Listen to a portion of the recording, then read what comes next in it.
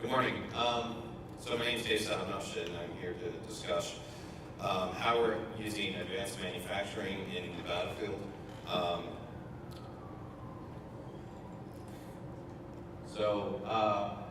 RFAB, what did we try to do? We tried to take the advanced manufacturing platforms that you see, tabletops, production-based machines, and stick them into two ISO containers, so that we can push these technologies to the front lines of the battlefield so that our soldiers can use those systems to rapidly fabricate or quickly replace broken pieces in the field. So the type of printers we used, we had the Fortis 250, a Uprint SE Plus, two Lowe's machines, and the Mark Forge Mark II. This allowed us to have a 75 to 80% solution for the soldiers to assess the equipment and provide the necessary feedback so that we can reproduce more prototypes and get things out to the field. So the picture at the bottom, you can actually see the 360 internal layout. Within an ISO container, it's 20 by 8 by 8, which could expand on one side from 20 feet to 16 by 8. There's not a lot of room in these boxes, so when you're trying to put as much equipment in there as possible, it starts to condense it down. But what we're able to do is take a lot of these pieces and systematically put them in so that you had a functional flow within the inside of the ISO containers. So not only could you have someone could come in with a question about a repairment piece, or you could innovate, but you could go to the different types of equipment based off your need, resolution, how robust the system needs to be, and put that into the respective machines. There's also a 3D scanning capability that we use, and you were able to scan to print. So someone could come in with a broken piece or some other type of piece of equipment, they could scan it and get a replica out. So we had the highlights so we took this system and took it out to an Army war exercise for the past 6 weeks.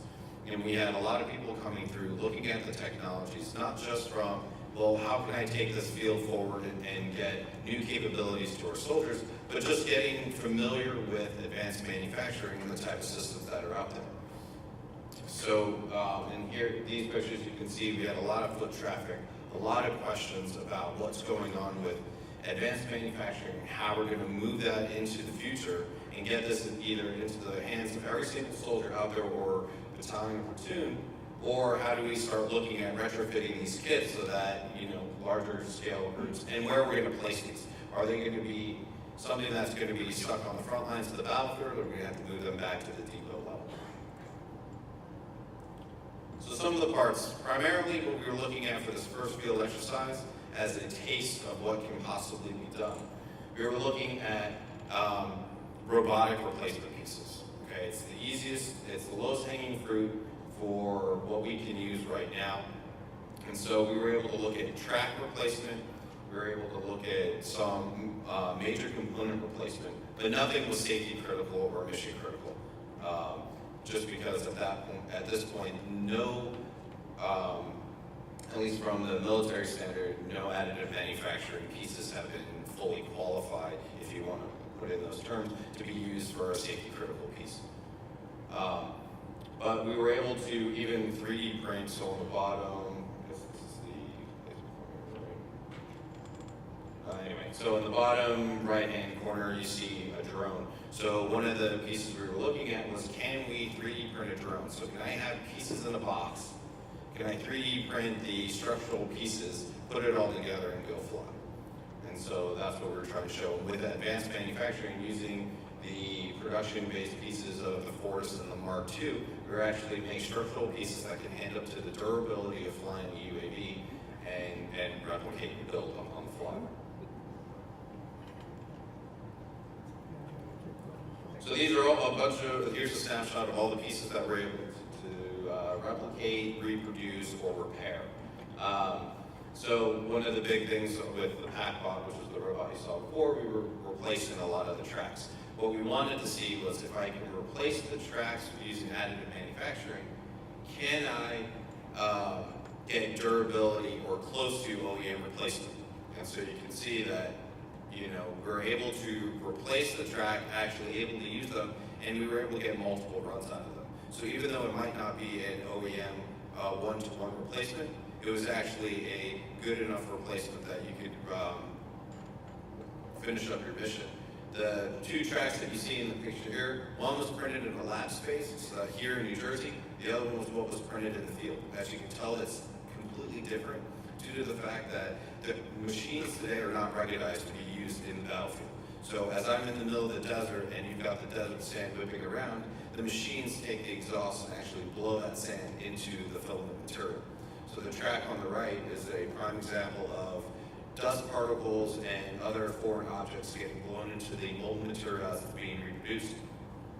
What we did find is that even though it's not a great looking piece, it's not pretty, but it was actually able to be used and actually still got the same ruggedized capability in that you could still carry on with your mission, even though it didn't look nice, but it was still functional in its own. Here's more examples of just the harsh conditions. So as we take advanced manufacturing into the future and from a military standpoint, things we're looking at is how can it handle the harsh environments.